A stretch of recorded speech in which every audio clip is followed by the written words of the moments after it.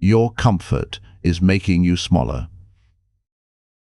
Chapter 1. The Silent Shrinking of Your Life. No one tells you when your life starts shrinking. There is no alarm, no warning, and no dramatic moment. It happens quietly. Your dreams do not die in explosions, they die in comfort. They die in extra sleep, in easy routines, in small excuses, in scrolling and delay. They die in the warm feeling of nothing being urgent. While you think you are resting, your future is being dismantled, not by enemies, but by habits. Every day, your life is either expanding or shrinking. There is no neutral. Every choice is shaping who you become, even the ones you pretend do not matter. Most people are shrinking, not because they are weak, but because they are comfortable. Comfort is the most dangerous drug on earth. It does not destroy you loudly, it destroys you silently. You do not feel your potential dying. You only feel tired, bored, and unmotivated. But underneath that tiredness, something worse is happening. Your discipline is shrinking, your focus is shrinking, your tolerance for effort is shrinking, and your standards are shrinking. You are becoming smaller without realizing it. Your brain is being trained to avoid effort, your nervous system is being trained to fear discomfort, and your reward system is being trained to crave easy pleasure.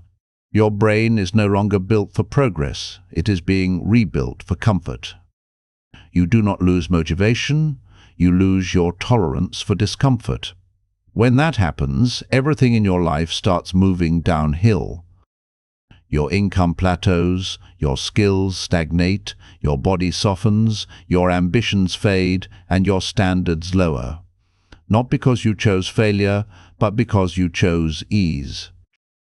You did not quit your dreams, you postponed them until they decayed. Your brain learned something dangerous. Avoidance feels safer than action. So now, effort feels heavy, discipline feels painful, and growth feels threatening. Comfort becomes your default identity. You do not rise to your goals, you fall to your habits. Your habits are not neutral. They are shaping your future personality. Look at your daily routine. Your phone is shaping your attention, your food is shaping your energy, your circle is shaping your standards, your sleep is shaping your discipline, and your environment is shaping your ambition. You are being trained every day, either trained for power or trained for comfort. And most people are being trained to be small, not poor, not unlucky, but small. Small in courage, small in consistency, small in effort tolerance, and small in self-respect. Small people do not build big lives. They live safe, familiar, and tired. They do not collapse. They slowly shrink into lives they never planned to live. Your comfort is not protecting you, it is replacing you. It is replacing the disciplined version of you, the ambitious version of you, and the strong version of you. You call this normal, but it is not. It is programmed. Your apps are designed to weaken your focus. Your entertainment is designed to keep you passive, and your routines are designed to keep you predictable. Predictable people are controllable people. Ask yourself, when was the last time you chose something hard on purpose, not because you had to, but because you wanted to become stronger? If you cannot answer that, your life is shrinking, not someday, but now. Comfort is not peace, comfort is decay. And until you break your addiction to ease, your life will continue to shrink quietly. Your future is not blocked by luck, it is blocked by comfort. And deep down, you already know this. Chapter 2. Dopamine is the drug that owns your life. Nobody told you that you are living inside a chemical cage. You think your problems are about money, discipline, or motivation. They are not. Your real problem is dopamine. Dopamine is the chemical that decides what you repeat, what feels rewarding, what feels worth doing, what you crave, and what you avoid. And right now, your dopamine system has been hijacked.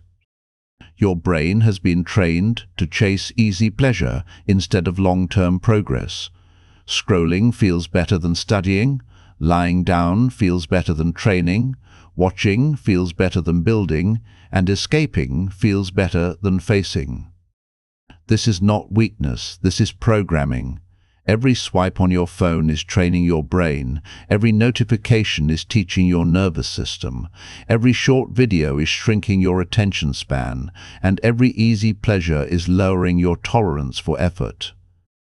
Your brain is being taught that progress is boring and comfort is reward. So now you feel tired when you should feel driven, bored when you should feel focused, and restless when you should be disciplined. Your system is confused, not broken, but rewired. Your reward system is no longer connected to growth, it is connected to escape. So your brain now avoids effort automatically, not because you are lazy, but because your brain learned that comfort equals safety and effort equals threat. Your nervous system reacts to challenge as danger. Your body releases stress, your mind creates excuses, your focus collapses, and your energy drops. Your brain is trying to protect you, but it is protecting your comfort, not your future. This is why motivation does not work, because motivation does not fix dopamine. You can listen to speeches, write goals, and promise yourself, but your nervous system still fears discomfort. So you quit, delay, escape, and repeat the same cycles.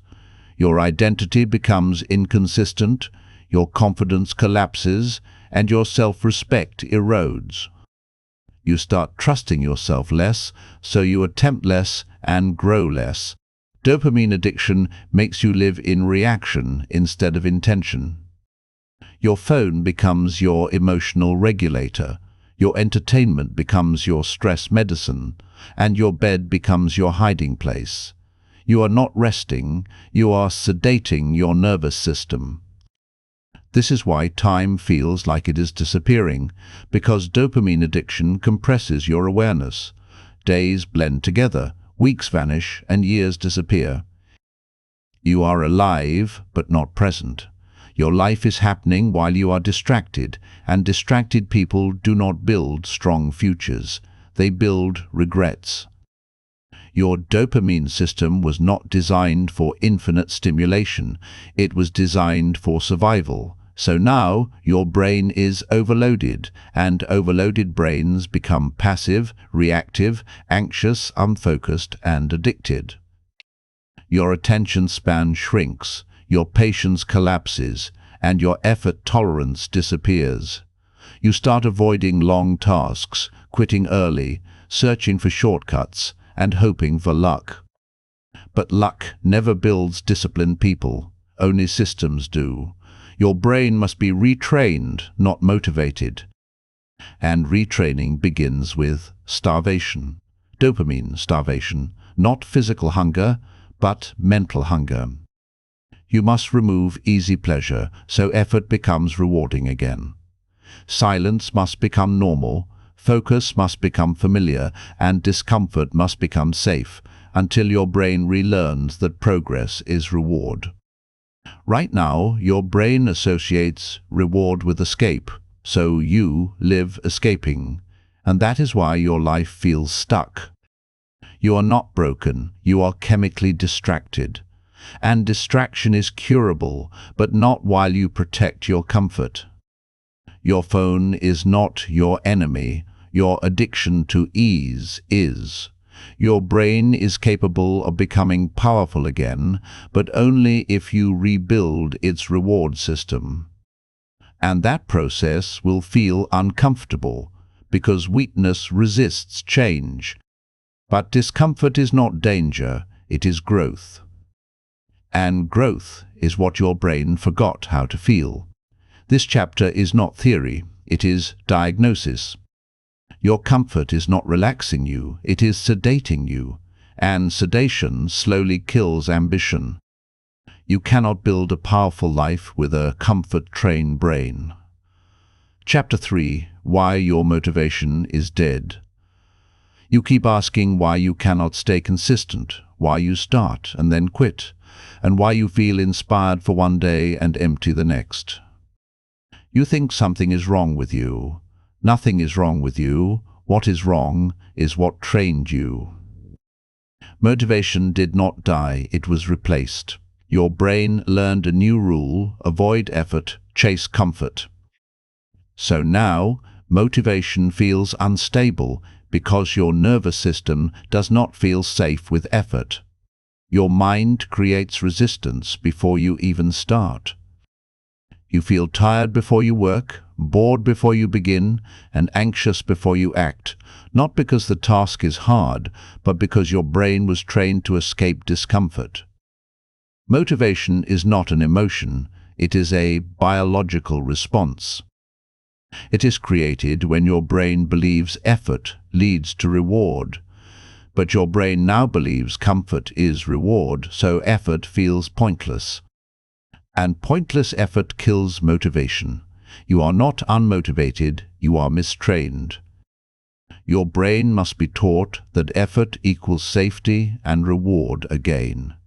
Right now, your system expects instant pleasure, so long-term progress feels invisible. That is why studying feels heavy, working feels painful, and discipline feels exhausting. Your brain does not see the reward, so it refuses to invest energy. This is not weakness, this is conditioning. Your habits taught your brain what matters, your routines taught your brain what to value, and your environment taught your brain what to pursue. And your environment rewarded comfort, so your brain adapted. Your nervous system now protects your comfort, not your growth.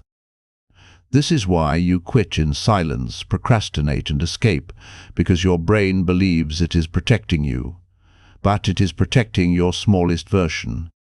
Your confidence is low because you do not trust yourself. You do not trust yourself because you quit. You quit because effort feels unsafe. Effort feels unsafe because your reward system is broken. This is the loop. You cannot fix this with willpower. You fix it by retraining your nervous system. Small daily discomfort, simple daily structure, and consistent daily action, not motivation, but repetition. Repetition rewires identity. You do not rise into discipline, you train into it. Your future does not need more promises, it needs a new nervous system.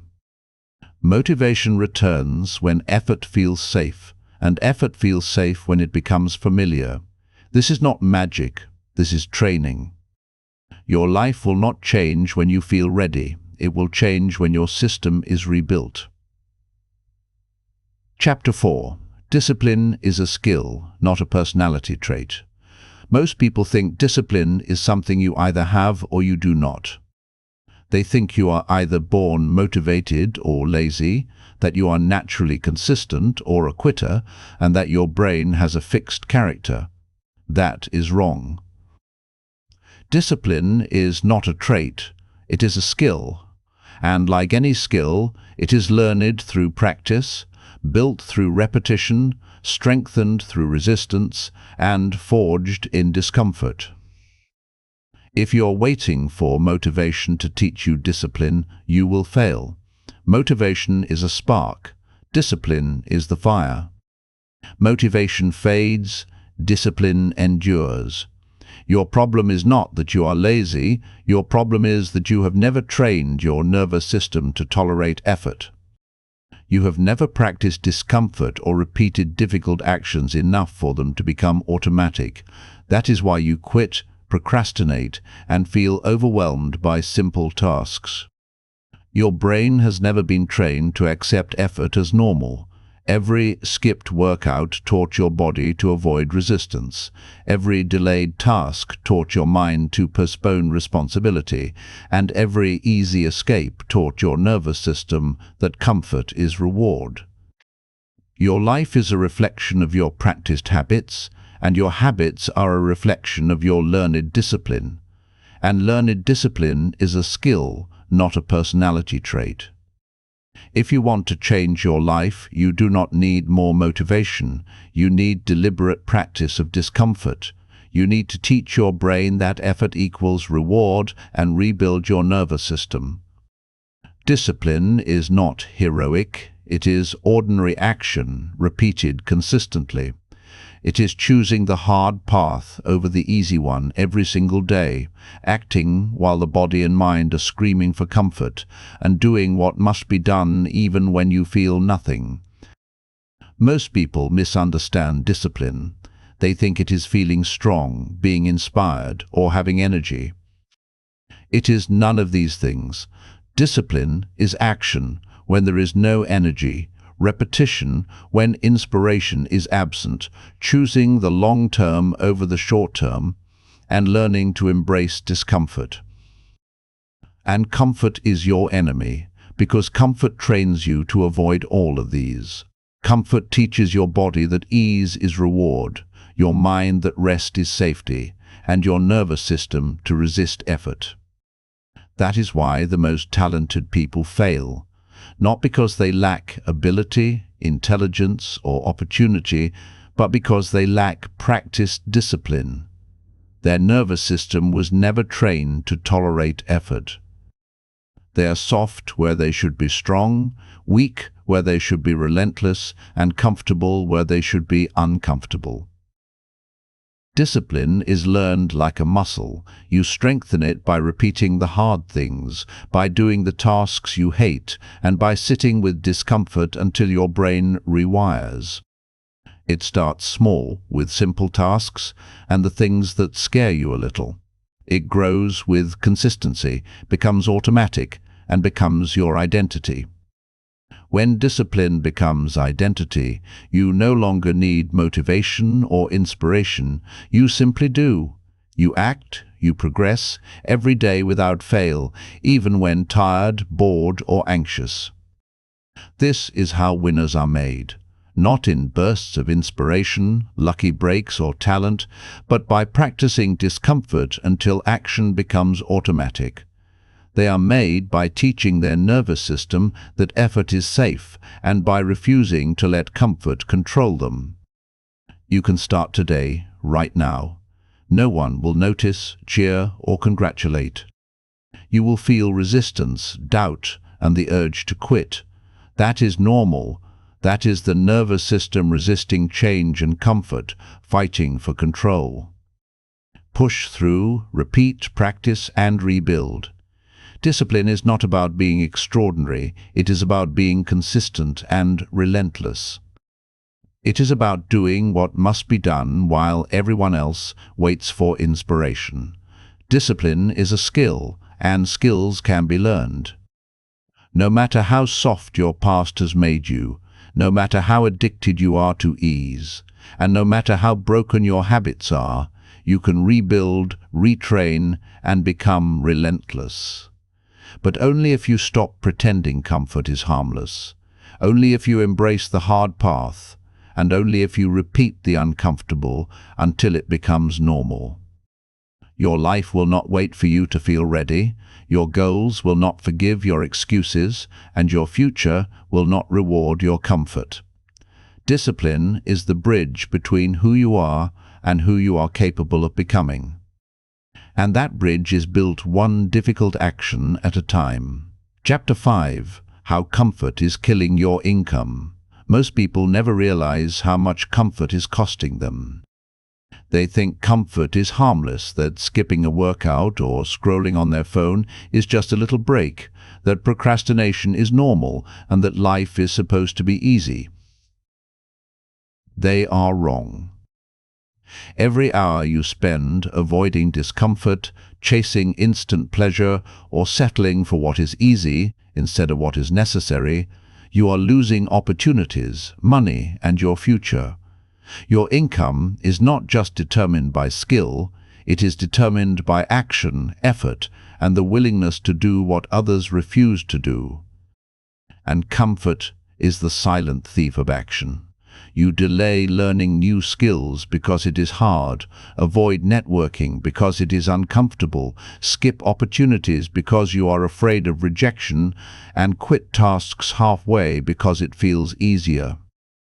Every one of these choices shrinks your potential, reduces your earning power, and tells your brain that comfort is reward and effort is danger. You are training yourself to fail without realizing it.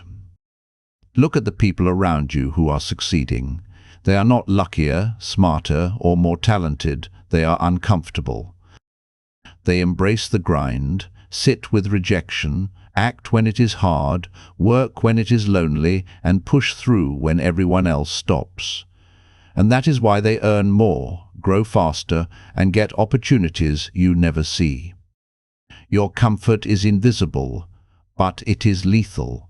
It is the reason your income stagnates, your promotions are delayed, your business does not scale, and your investments do not grow. Comfort teaches your brain to avoid risk, but income, opportunity, business, and life grow through risk. If you avoid risk, you avoid growth. And comfort teaches you to avoid risk. You wait for perfect timing, motivation, approval, and circumstances that will never come. Meanwhile, your peers move ahead, your competition acts, and the world does not stop. And when you finally feel ready, someone else has already taken what could have been yours. Your comfort is the enemy of progress, income, and opportunity, and it is stronger than your talent, ideas, and potential. No skill, plan, or desire can overcome comfort on its own. Action, repetition, and discomfort defeat comfort.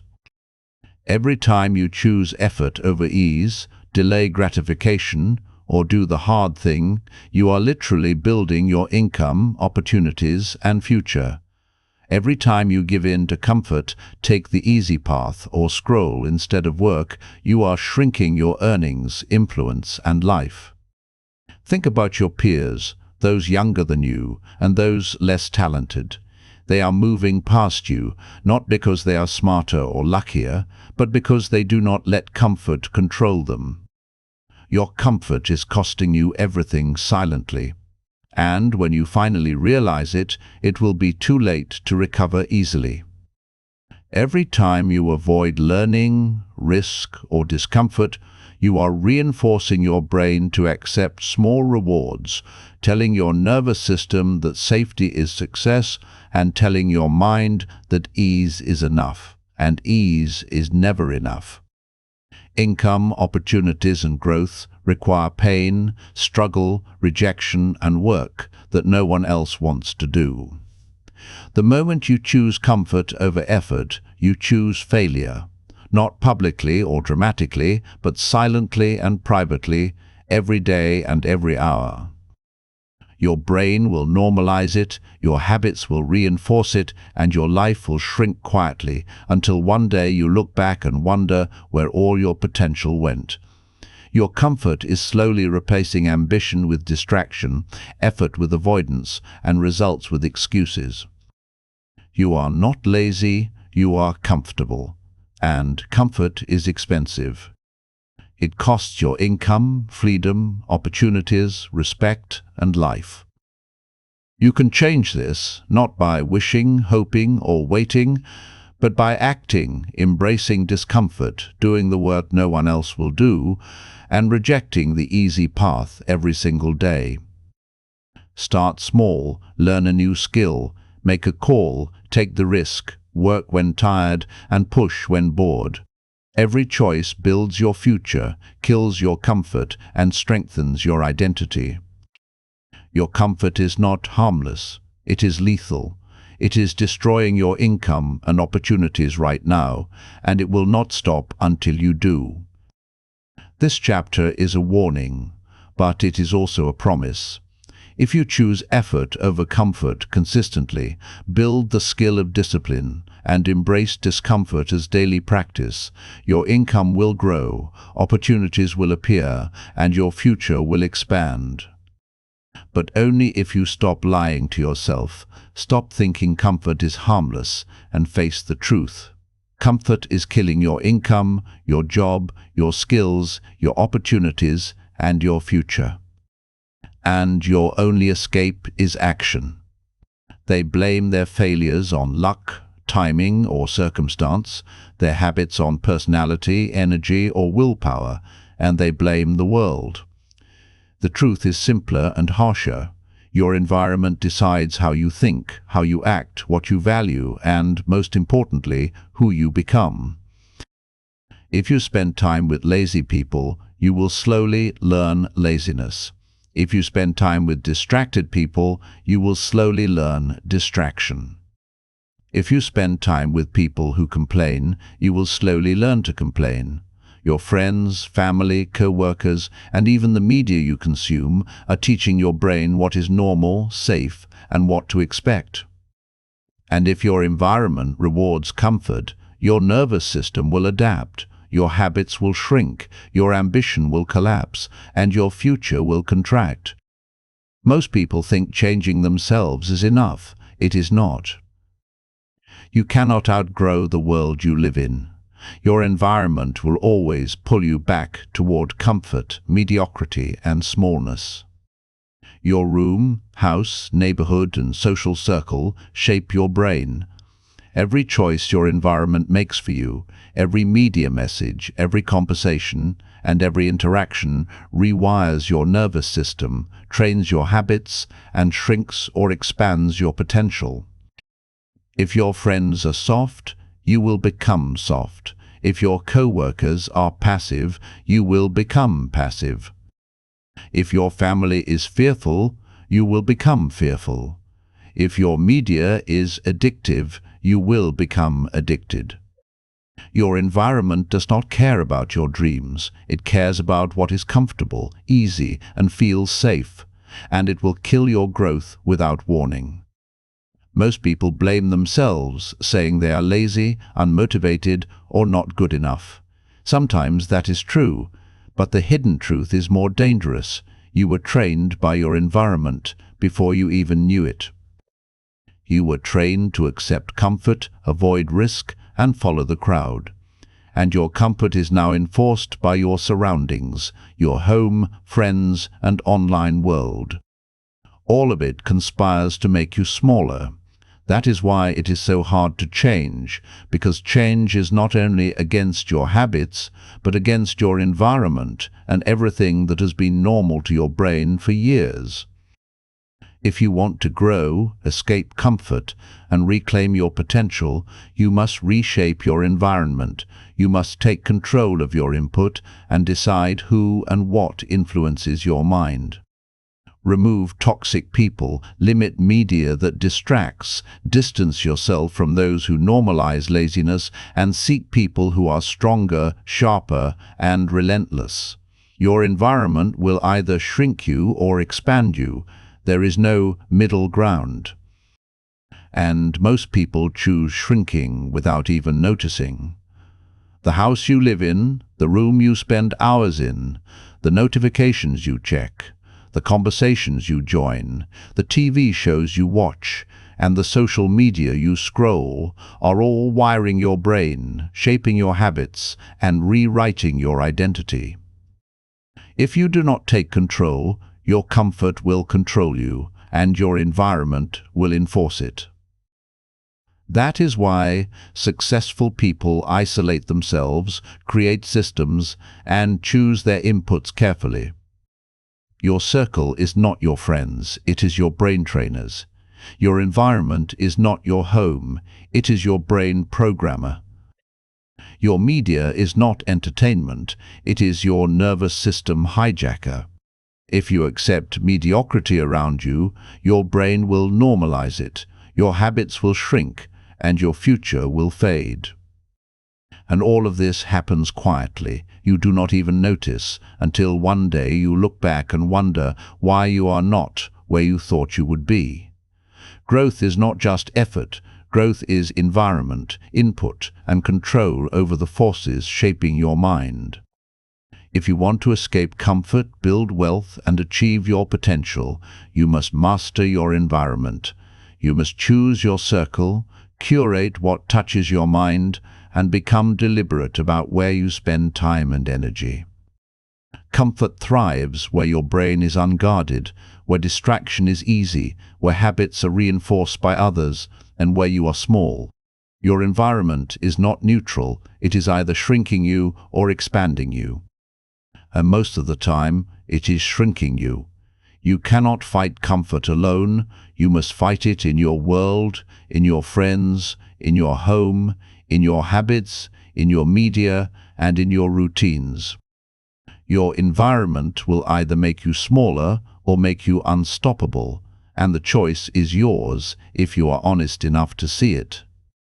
Chapter 7. Why you keep quitting.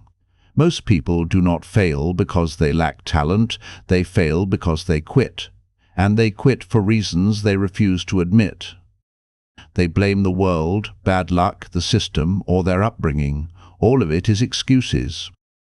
The truth is harsher. You quit because comfort feels better than effort, pain feels worse than growth, and your nervous system has been trained to avoid discomfort. You quit because your brain was hijacked before you even realized it. Every time you quit, delay, or take the easy path, you teach your brain the wrong lesson. You teach it that safety is success, escape is reward, and discomfort is danger. And the next time you face a challenge, your body resists, your mind hesitates, your focus collapses, your identity shrinks, your confidence erodes, and your effort disappears. You are not weak, you are mistrained. Your excuses are not random, they are logical to your nervous system. They are survival mechanisms and defense systems that have been rewired against you. You tell yourself you will do it tomorrow. You do not have time, you are tired, it is too hard, or it is not the right moment. These statements are lies. They sound believable and feel real, but they are just comfort talking. Comfort hides in every excuse, whispers in every delay, convinces you that action is dangerous, and convinces you that doing nothing is safe.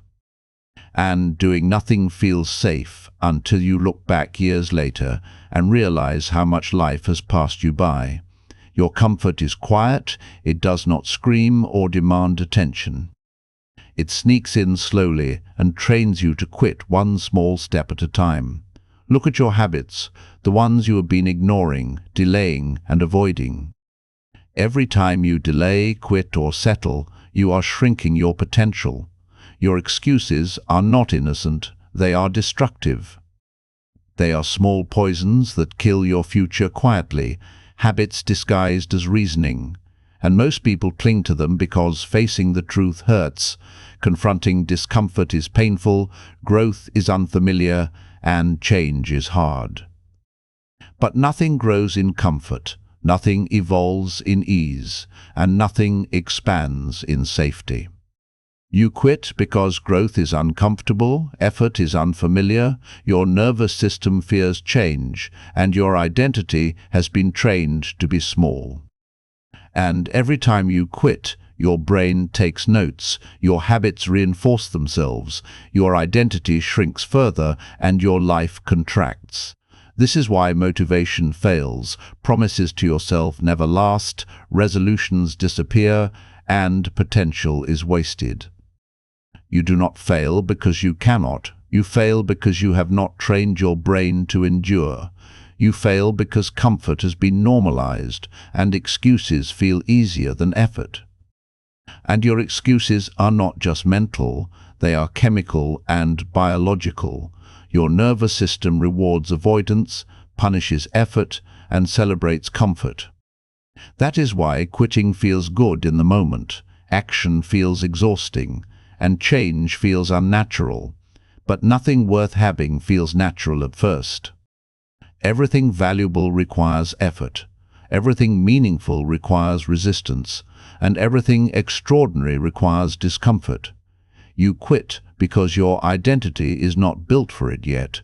Your habits are not built for it yet, and your nervous system is not built for it yet. But it can be built. You can retrain yourself, rebuild your tolerance for discomfort, dismantle the excuses one by one, and stop quitting. But you must first see the truth. Your excuses are not random. Your quitting is not weakness, and your failures are not bad luck.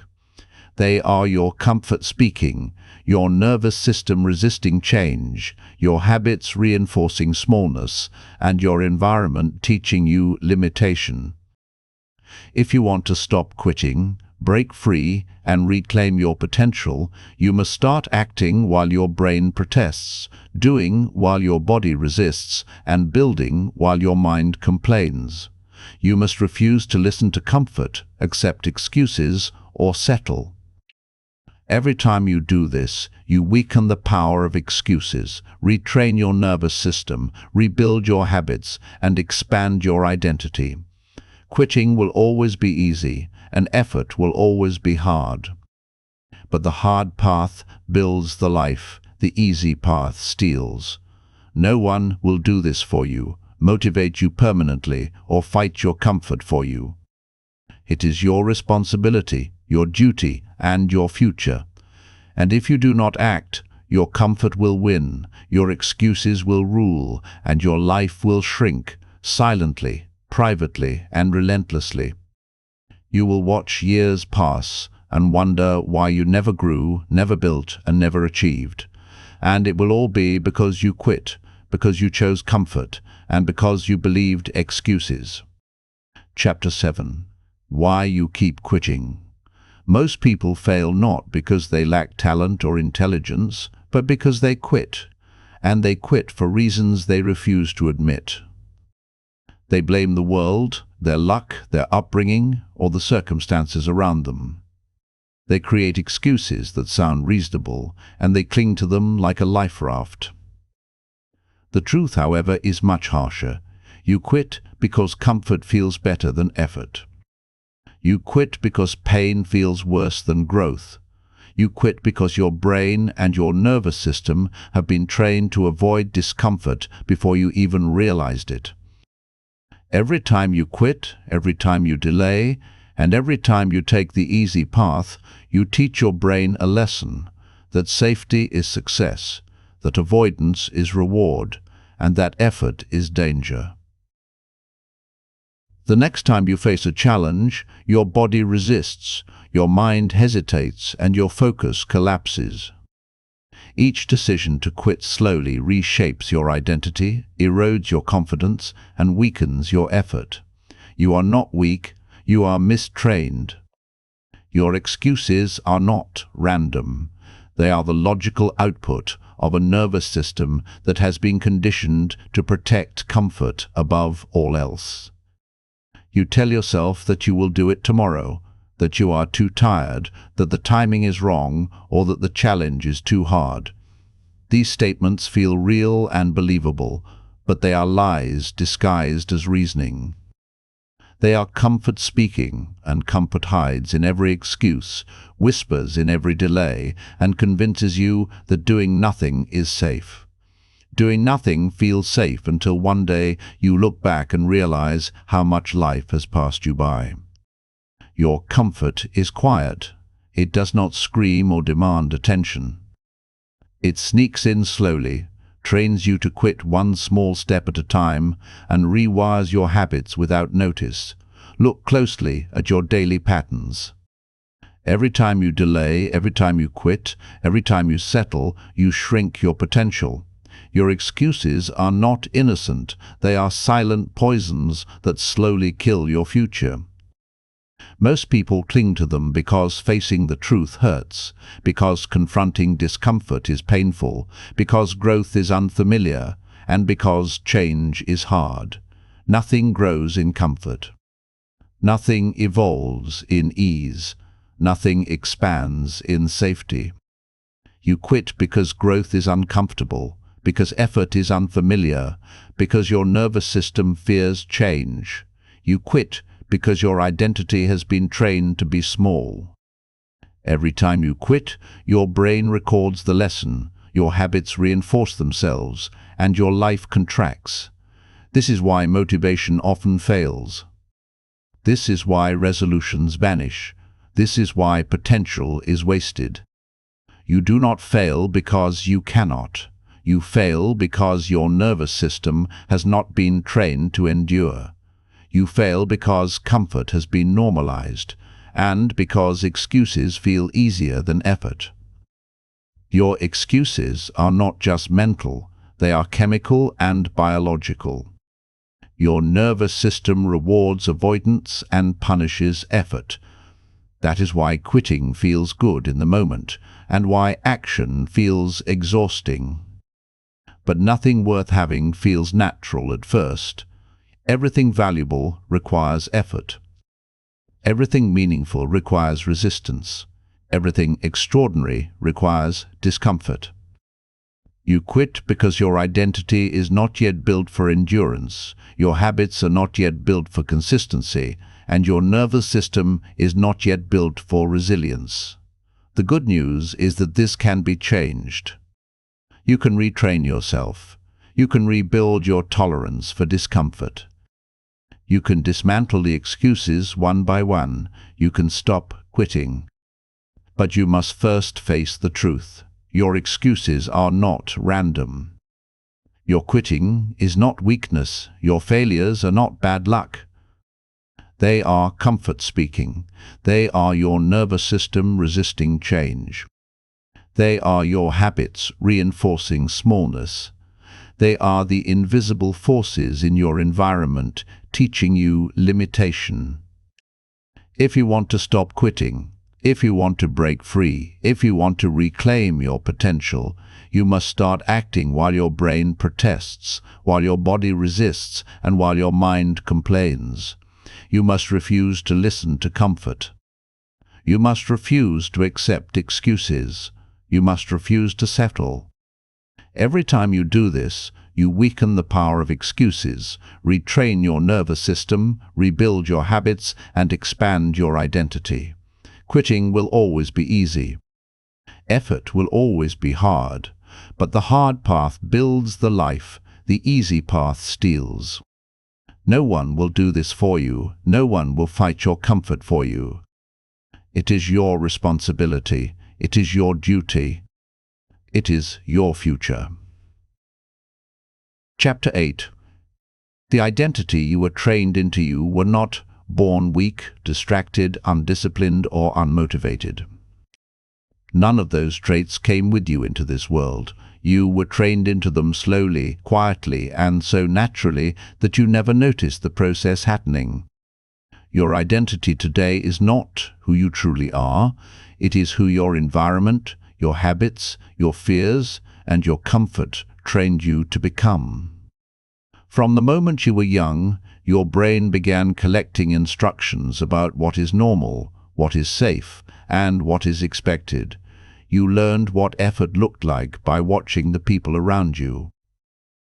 You learned what discipline looked like by observing how responsibility was handled in your home and your community. You learned what ambition looked like by noticing whether people chased growth or avoided risk. Without realizing it, you absorbed these patterns and slowly built an internal identity around them. If effort was rare in your environment, your brain learned to avoid effort. If excuses were common, your brain learned to justify delay. If comfort was celebrated, your brain learned to treat ease as success. These lessons became habits, and those habits became your personality. Over time, what you practiced became who you were. You stopped seeing your habits as something you did and began seeing them as who you are. That is how identity is formed. Your brain now operates on these internal rules automatically. It creates resistance when you try to grow, anxiety when you try to change, and fatigue when you try to improve. Not because you are broken, but because your system is protecting the identity it knows. It is protecting what feels familiar. And what feels familiar is comfort. This is why change feels so difficult. You are not just changing habits, you are challenging your internal identity. You are asking your nervous system to let go of the version of you it has been protecting for years. That creates fear, resistance, and emotional discomfort. Your mind tries to pull you back into familiar routines, not to harm you, but to keep you inside what it recognizes as safe. Your identity was not designed for growth. It was designed for survival. It was built to keep you comfortable, predictable, and accepted. But survival identity cannot build an extraordinary life. It can only maintain a small one. To expand your future, you must rebuild your identity from the inside out. You must begin teaching your nervous system that effort is safe, that discomfort is temporary, and that growth is normal. This is not done through motivation, it is done through repetition. Every difficult action you complete rewires your self-image. Every uncomfortable choice you survive teaches your brain that you are stronger than it thought. Slowly, your internal rules begin to change. What once felt threatening begins to feel familiar. What once felt exhausting begins to feel normal. What once felt impossible begins to feel routine. Your identity is not fixed, it is programmable. And every action you take today is rewriting who you become tomorrow. The version of you that exists right now is not your final form. It is simply the result of your past habits. The version of you that is coming will be the result of the habits you choose to repeat from this point forward. Chapter 9. How to rebuild a powerful mind. Your mind is not weak, it is simply running the wrong system. Everything you feel, every resistance you experience, every urge to quit, and every wave of distraction you fight is the result of programming that was built through years of repetition. Your thoughts, your emotional reactions, and your habits are not random. They are trained responses, and anything that was trained can be retrained. Most people try to change their lives by changing their goals. They write plans, make promises, and create big dreams. But goals do not change identity, systems do. Your brain does not respond to what you hope for, it responds to what you repeatedly experience. If your daily system reinforces comfort, your mind will protect comfort. If your daily system reinforces effort, your mind will protect growth.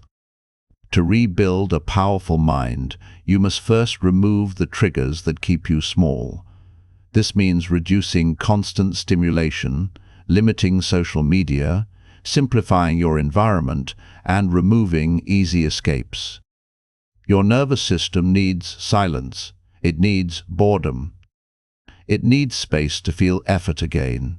Without this, your brain remains addicted to instant reward and cannot feel long-term progress. The second step is structure. Your mind needs predictable routines that remove decision fatigue. When you wake up, you should know what your first action is. When you sit down to work, you should know exactly what task comes next. Structure turns effort into habit, and habit into identity. You do not need to feel motivated. You only need to follow the system you designed. The third step is controlled discomfort. Every day, you must deliberately choose something difficult and complete it. This teaches your nervous system that discomfort is survivable. Over time, your fear of effort weakens and your confidence grows. This is how your mind learns to trust you again. This is how discipline becomes automatic. A powerful mind is not loud, emotional, or dramatic. It is quiet, stable, and consistent. It does not rely on motivation. It relies on structure. It does not chase comfort. It respects discomfort. It does not react to impulses. It follows systems. This is what separates those who grow from those who stay small. Your old mind was trained by comfort. Your new mind must be trained by intention. The change will feel uncomfortable at first. Your nervous system will resist. Your habits will fight back. But every day you stay consistent, your new identity becomes stronger and your old identity becomes weaker. Chapter 10. Designing a life that forces you to grow your life is perfectly designed to produce exactly the results you are getting right now. That is not an insult. It is a diagnosis. Your income, your habits, your energy level, your focus, your confidence, and your future are the natural output of your daily environment. If your environment is comfortable, your results will be small. If your environment is challenging, your results will expand. Most people try to change themselves while keeping the same environment. That never works. Your environment shapes your behavior far more than your willpower ever will. You do not rise to the level of your goals. You fall to the level of your systems and surroundings. If your phone is always in your hand, your focus will stay weak. If your room invites distraction, your discipline will stay fragile. If your routine lacks structure, your future will remain uncertain. To grow, you must redesign your environment so that effort becomes the default and comfort becomes harder to access. This means arranging your space, your schedule, and your tools in a way that pushes you toward progress even when your motivation disappears. Put your phone away from your bed. Place your work tools in visible reach. Remove distractions from your workspace. Simplify your life so your mind has less noise to fight. Your schedule must also reflect growth. Wake-up times, work blocks, learning sessions, exercise periods, and sleep must be fixed. Predictability builds discipline. Discipline builds identity. Identity builds destiny. A scattered schedule produces a scattered life. A structured schedule produces a focused life. You must also redesign the people you surround yourself with. Conversations shape identity. If your environment is filled with excuses, complaints, and fear, your mind will absorb the same patterns. You need exposure to people, ideas, and content that reinforce growth, responsibility, and effort. Even if this begins through books and audio, your internal world will start to change. Your life does not change by luck. It changes by design. Every object in your room, every app on your phone, every hour in your schedule is either shrinking you or growing you. There is no neutral environment. Everything influences you. In the next chapter, you will confront the fear that stops most people from changing, the fear of becoming different, the fear of being judged, and the fear of losing their old identity. Chapter 11. The fear of becoming different. The greatest fear most people never admit is not failure. It is not pain. It is not even loss. The real fear is becoming different. Becoming disciplined. Becoming focused, becoming serious about life. Because once you change, you no longer fit into the comfortable identity that your environment expects from you. You are no longer predictable, you are no longer easily understood, and you are no longer harmless. When you begin to change, people will feel uncomfortable around you. Not because you did something wrong, but because your growth reflects their stagnation. Your discipline highlights their excuses. Your focus exposes their distractions. Your progress silently questions their comfort. And instead of rising with you, most people will try to pull you back down to where they feel safe. This is why growth feels lonely. This is why the early stages of change feel isolating. You are stepping out of an identity that everyone around you recognizes and into a version of you that no one is prepared for.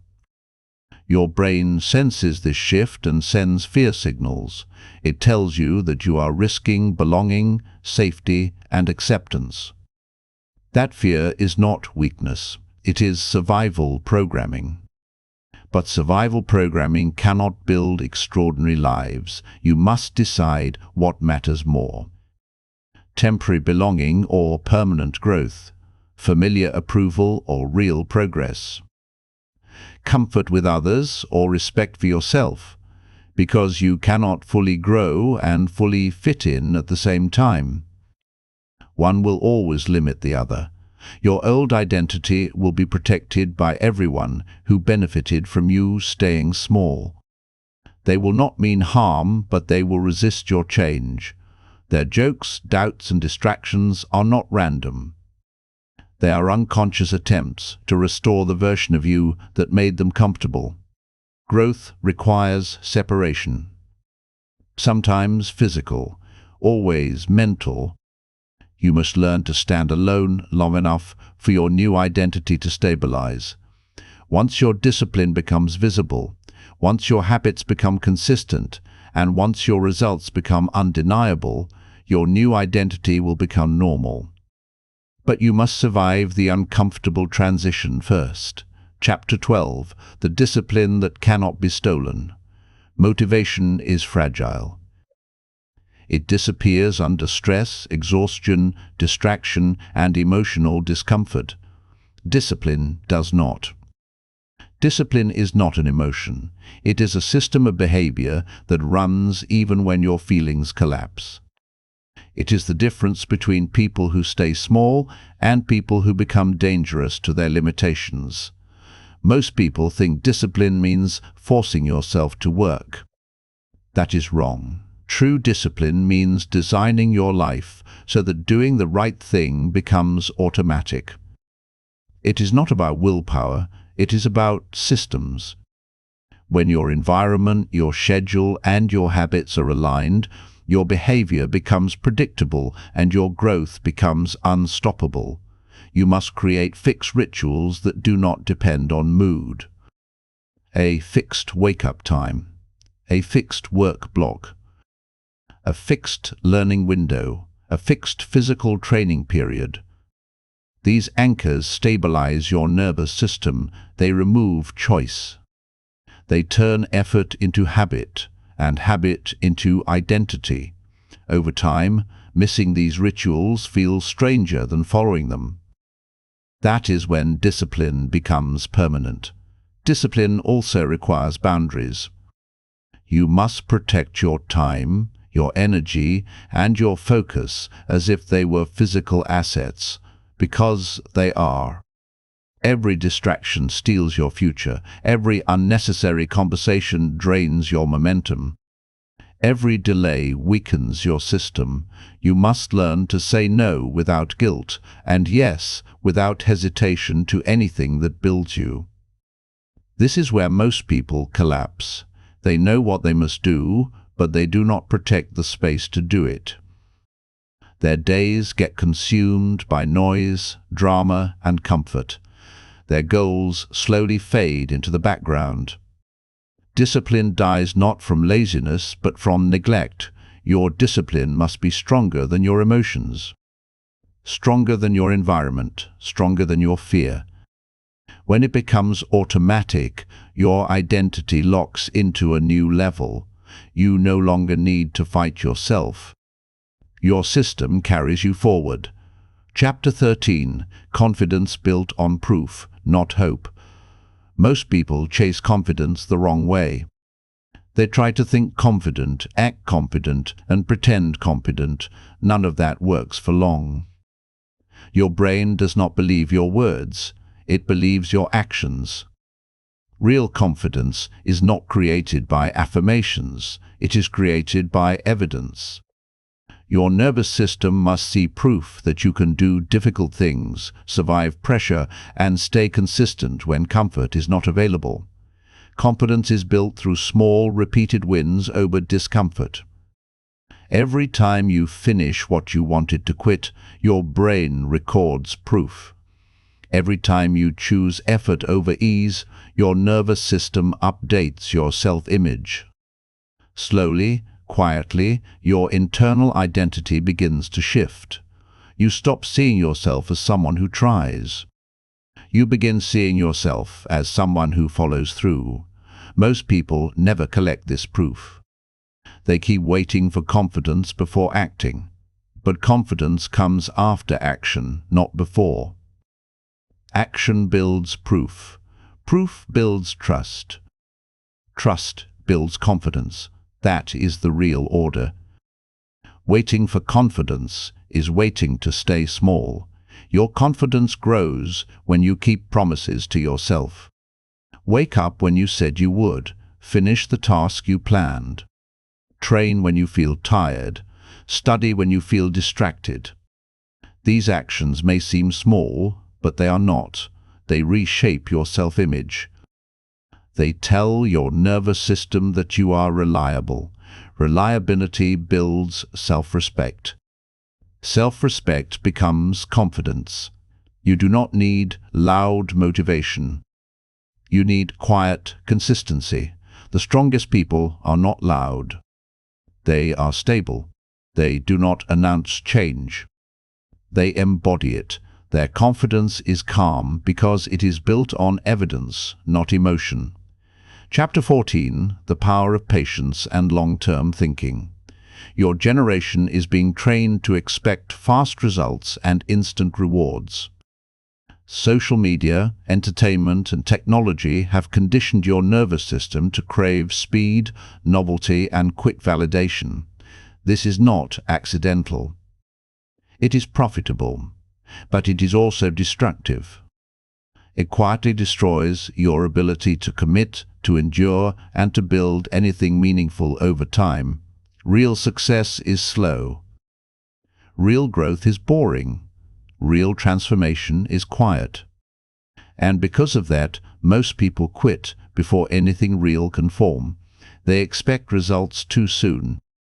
They compare their beginning to someone else's middle. They confuse motion with progress. And when progress feels slow, they assume they are failing. They are not failing. They are building. Long-term thinking is a discipline. It means acting today for rewards you will not see for months or years. It means training your mind to respect slow growth. It means refusing the emotional need for constant validation. When you develop this mindset, your decisions change. You stop chasing short-term comfort. You start building long-term power. Patience is not passive. It is active endurance. It is continuing to show up when nothing exciting is happening. It is trusting your system even when results are invisible. It is choosing to believe in compound growth instead of emotional satisfaction. The people who build extraordinary lives are not faster. They are more patient. They are not luckier. They are more consistent. They are not smarter. They are more committed to long-term structure. Final chapter, the point of no return. There is a moment in every real transformation when you quietly cross a line. Nothing dramatic happens. No music plays. No one applauds. But inside you, something locks into place. From that moment forward, you are no longer the same person who used to quit, delay, and settle. You still feel tired sometimes. You still feel doubt, but you no longer belong to your old identity. You have crossed the point of no return. This moment does not arrive through motivation. It arrives through repetition, through days when you did the work without excitement, through mornings when you got up while your body resisted, through choices where you chose effort instead of ease. These actions slowly rewrite your nervous system. They change what feels normal. They change what feels safe. And once that internal shift happens, your old habits lose their power. Comfort no longer controls you. Most people never reach this point because they quit too early. They return to comfort just before their identity begins to change. They mistake resistance for failure. They mistake slow progress for lack of potential. They step back into familiar routines and stay small for life. You are not required to join them. Your comfort will still exist. Your fear will still whisper. Your mind will still offer excuses. But they will no longer decide your actions. You will.